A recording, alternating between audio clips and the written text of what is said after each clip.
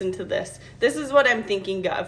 What will happen if we let go of our desire to be in control? What if letting go will allow us to take hold of blessings greater than what we picked for ourselves? What if letting go, or what if our whole life, what could our whole life look like if we trust God with our whole heart? What if all of this is not just meant us to push us away from Him, but bring us closer? We're allowed to feel deflated. We're allowed to struggle. We're allowed to feel sad or upset. But it's up to us whether or not to choose to live there. The adversary will stay as long as we allow him to. But we have the literal power to cast him out, a power he has to obey. Listen, life, it's worth living, really living. You are needed. You are wanted. You are noticed. Let's hang on, okay?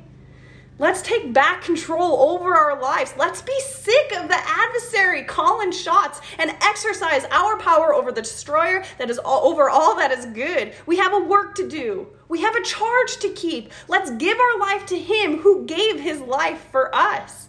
Are we being productive in our hard times? Are we looking and noticing for the good? Are we open to new opportunities? Are we listening? Are we paying attention to our reoccurring thoughts? Are we standing still? Have we allowed the adversary to run rogue with our thoughts for too long?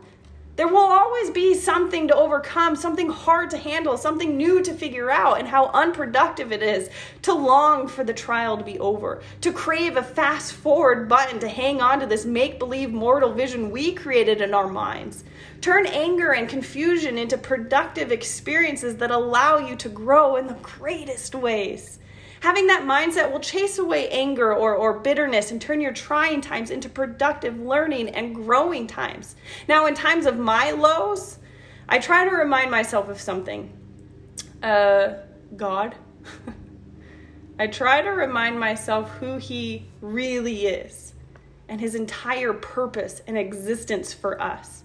And I remind myself of Alma's response to Amulek when he asked if they too were going to be burned to death. Be it according to the will of the Lord, he said. Now, surely, if Alma can have the kind of faith and trust when he was staring at literal death in flames in front of his eyes, then I can also muster enough faith to just say, so be it. Because regardless of being in a wild season right now, regardless of passing time or where we are on a certain path or how crafty and powerful the adversary is when we allow him into our heads, it cannot take away from the reality that God's entire existence is to lift us higher and make us better, recognizing that those unwanted, uncharted, unexpected paths that are really hard are only seasons. And seasons don't last forever. When we stay close to God, we can move forward, knowing that there is a better way to understanding, a better way to progress and growth, a better way to better things. I think that may be one of my favorite things about God. Not that He protects us from the blows of life, but that we can feel this incredible love and deep peace and hope in every dark moment if we never make turning to Him an option or afterthought. Now, I don't know the why behind a lot of things at all, but here's what I do know. We are loved. We are wildly loved by a perfect God, a perfect, infinite God who is also personal. We are heard.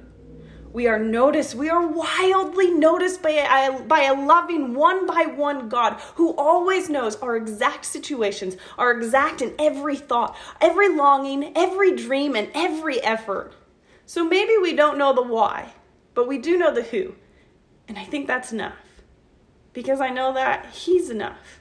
And I suppose if we take a step back and take a deep breath and remember that we have the most all-knowing, all-powerful being to ever exist on our side, then we can stop doubting.